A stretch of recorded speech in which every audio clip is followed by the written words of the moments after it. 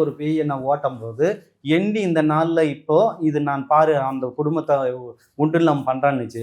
நானும் சரி அதெல்லாம் பண்ணாதன்னு சொல்லி விட்டேன். ஆனா நிச்சயம் பார்த்தேன்னா அதே இது அந்த ஆன்மா ஒரு 3 மாசத்துக்கு பொறுத்து பார்த்தோன்னா ட்ரையில போயின்னு தள்ளி விட்டுருச்சு. ம். அவன் இறந்துட்டான். இங்க சொன்னதும் அதுவும் கரெக்டா இருந்துச்சு மேட்ச்சு.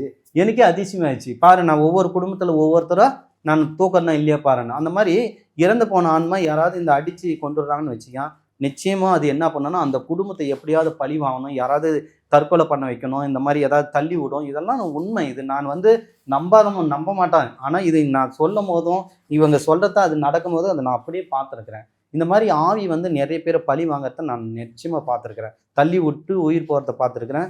அந்த வீட்ல பார்த்தோன்னா, என்ன பண்ணாலும் கண்ட்ரோல்ல இப்ப இந்த கணவன் மனைவி பிரச்சனை வரும். ஒவ்வொருத்தன் அடிச்சு சாக வச்சுருவான். அடிச்சு சாக வச்சுட்டு என்ன பண்ணுவான், ஏதோ ஒரு இதில கோவத்தில முடிச்சுட்டுக்குவான் கதைய. பார்த்தன்னா திரும்ப அவன் கல்யாணம் பண்ணியிருப்பான். அந்த கல்யாணம் பண்ணாலியா அந்த அந்த பெண்மணிய விடாது. இவங்க 2 பேருக்கும் சிக்கல் விடுவாங்க. குழந்தை நிக்க விடாது. இந்த மாரி ஏகப்பட்ட பேர் நைட்ல போட்டு அமர்த்துறது, செய்யறது, ஒண்ணா சேர விடாது. இந்த மாரி நெறைய பழி வாங்கும்.